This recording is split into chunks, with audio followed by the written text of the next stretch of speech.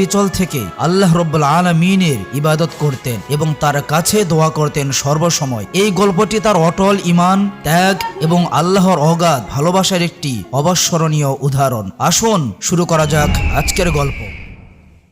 একদিন গভীর রাতে ফিরআউন গভীর ঘুমে আচ্ছন্ন ছিল। চারদিক নিস্তব্ধতা ছড়িয়ে পড়েছিল এবং রাতের গাঢ় অন্ধকার সবকিছুকে ঢেকে দিয়েছিল। এই সুবর্ণ সুযোগ দেখে হযরত আসিয়া রাদিয়াল্লাহু তাআলা আনহা অত্যন্ত সতর্কতার সাথে উঠলেন এবং আল্লাহ রাব্বুল আলামিনের ইবাদতে মগ্ন হলেন। অনেকক্ষণ ধরে তিনি পূর্ণ হৃদয় ও সত্যিকারের ইখলাসের সাথে আল্লাহর ইবাদত করতে থাকলেন। তারপর তিনি দুই হাত তুলে কান্নার সাথে আল্লাহ তাআলার কাছে দোয়া শুরু করলেন। তিনি বললেন, হে রব্বুল আলামিন, এই দুনিয়ায় যা কিছু ঘটছে সবই তোমার ইচ্ছায় ঘটছে, তোমার অনুমতি ছাড়া কিছুই সম্ভব নয়। হে আমার মালিক, আমার স্বামীকে হিদায়াত দাও। সে অজ্ঞতার কারণে নিজেকে খোদা মনে করছে, নিরীহ মানুষের উপর জুলুম করছে, তার হৃদয়কে